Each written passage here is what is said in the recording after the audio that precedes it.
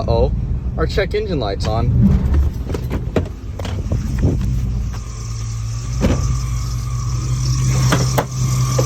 Oh yeah, she's still there. Must just mean we have to change our oil. All right, so there are many procedures in changing your oil. First of which is get you a nice, clean, safe, dry spot to change your oil. Comfortable, you know what they say, feel good, play good. And if you want good oil changeage, get you a nice, clean spot. Let's start there. All right, lastly, before we proceed to the oil change, you want to get you some items. One of which, an old hat that you do not mind getting oil on. Put that on there because you look good and it keeps the oil out your hair. Second, get you some boots. Now these boots are my cowboy boots. I wear them for many different things. Oil changes especially because I don't want to get no oil on my tootsies. Third, get you a 1/2 inch open-ended wrench. We use the closed-ended side for the oil drain bolt. If you ain't got one of them, get you one of these. Multi-purpose 1,200 foot-pounds of torque machine. And if you get you one of them, you're gonna need one of these. Now this is a reducer from 1/2 inch to 3/8. And what you use that for is you put your little 1/2 inch on there, little chrome sockets, you know what I'm saying. Fourth, croissant wrenches. Stay away from these. These will strip your bolts to the left and right. Do not get you one. Take that and yeet it across the room. Same with that one. They come in many different sizes. You do not want one. Get you some oil. This is 10W30. The truck takes 530, but this is all we got on hand right now. Oil filterage. Get you one of these, K&N. They're kind of pricey, but better right than wrong. If you a sissy, get you some gloves. And lastly, if you got an old piece like mine and the hood don't like to stay up, get you a propulsion device. Now, step one, get your propulsion device, and you're gonna reach under here, you're gonna find a little hood latch, and you're gonna lift it up. As you can see, mine does not stay up, of which we have this device.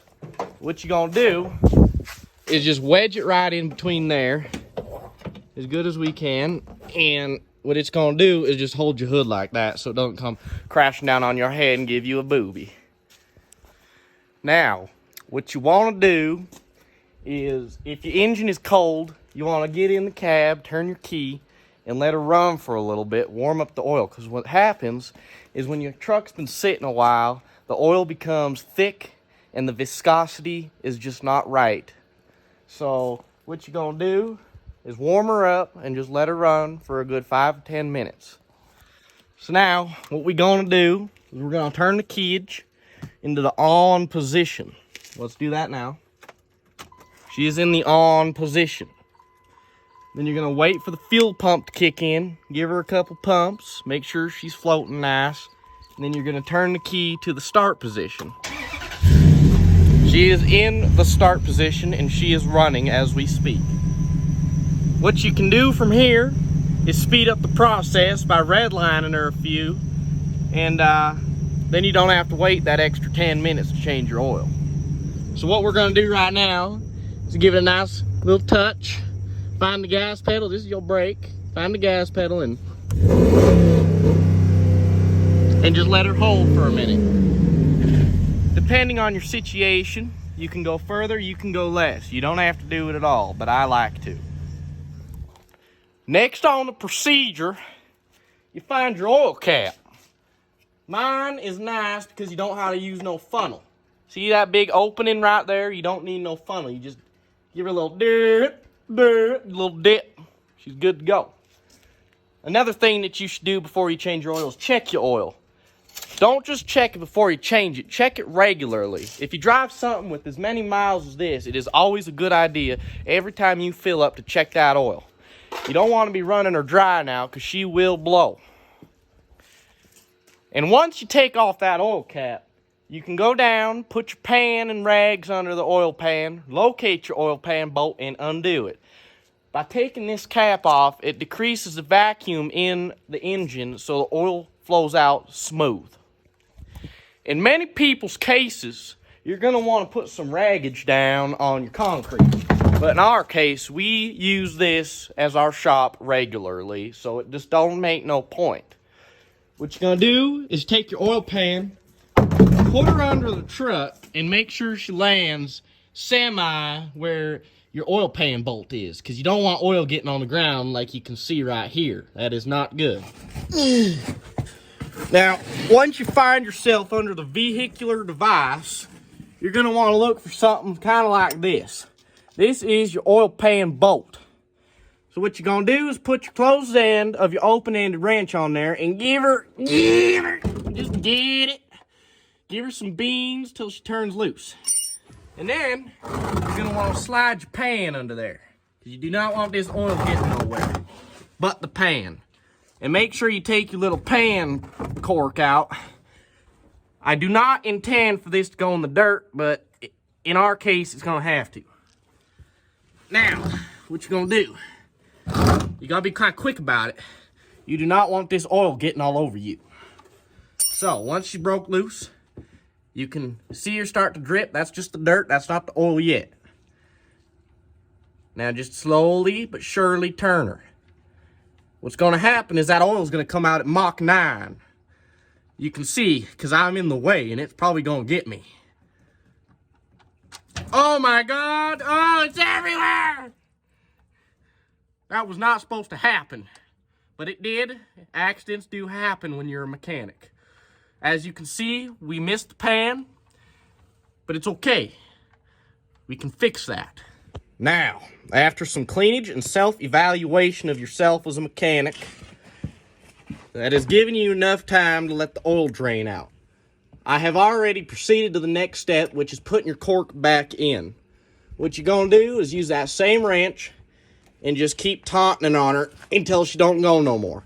Now, this is where that 1,200-pound machine comes in handy. You can just make sure she's in there tight, but not too tight. You don't want to strip her.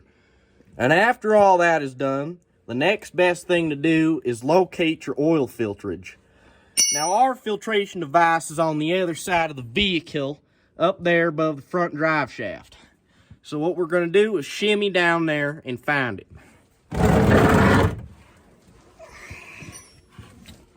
Uh-oh, our hat has fallen off. That's all right, we don't need that anyway.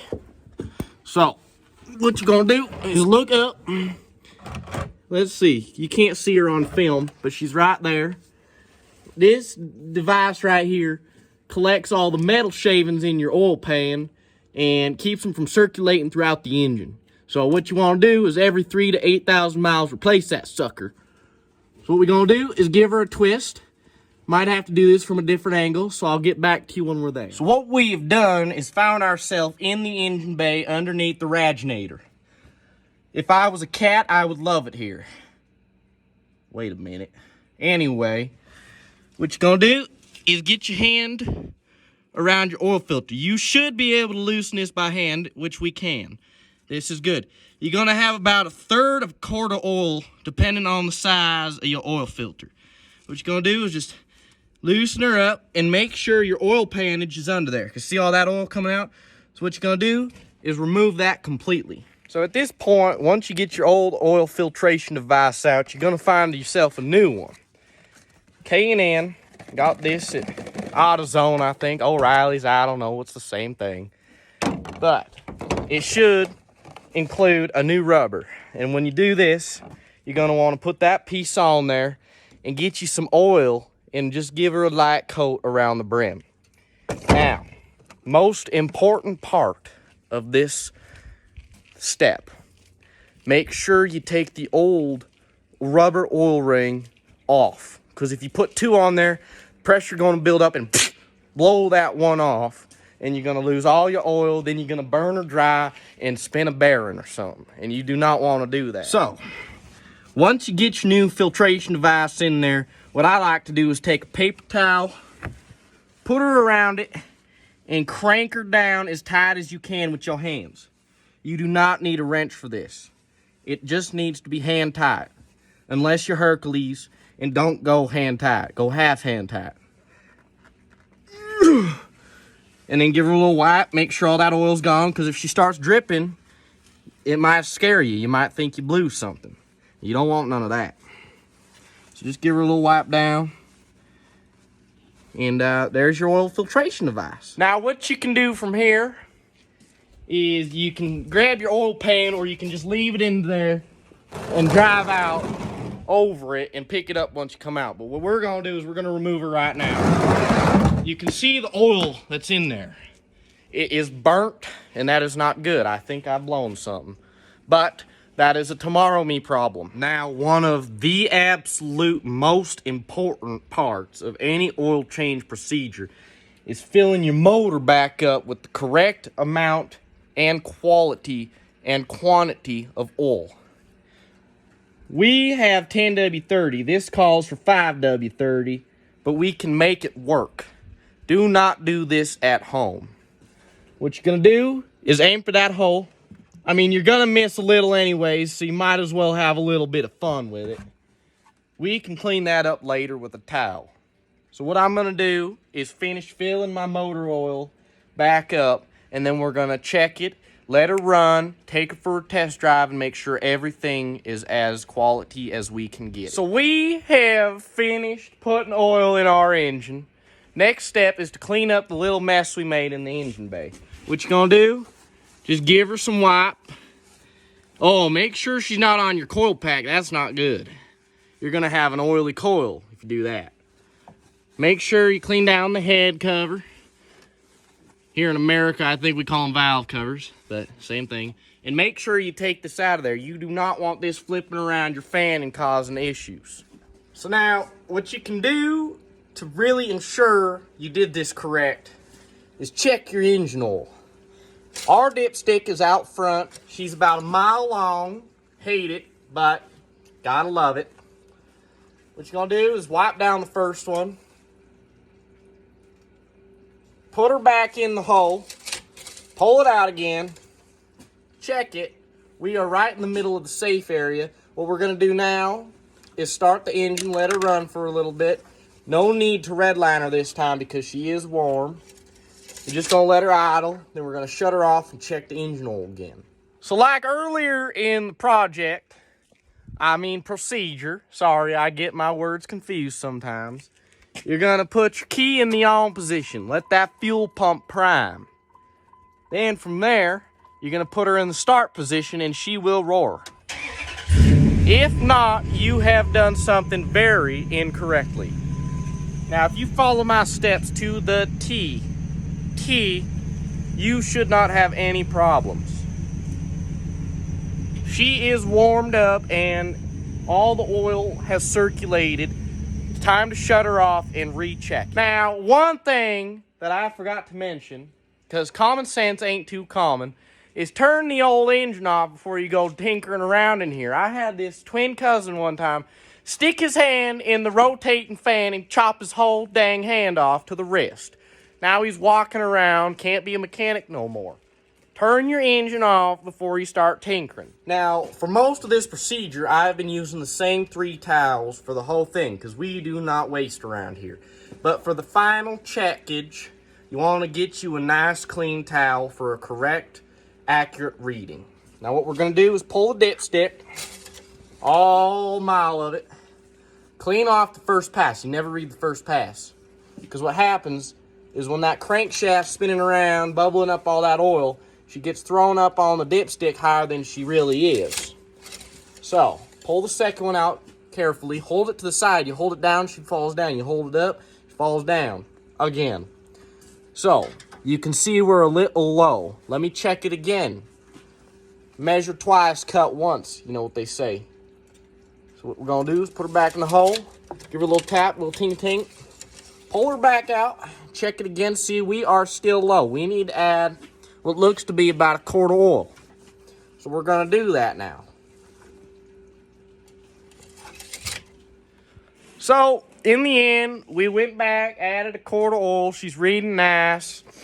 Now, what it is time to do is close the hood. Now, you want to be really quick about this because you do not want to lose a finger. So what you're going to do is put your hand on the mallet on your propulsion device and just give her a little swing. Now, that closed a lot slower than I thought it was going to, but it still could cut your fingers off. Last, close your driver door. and she is good to go.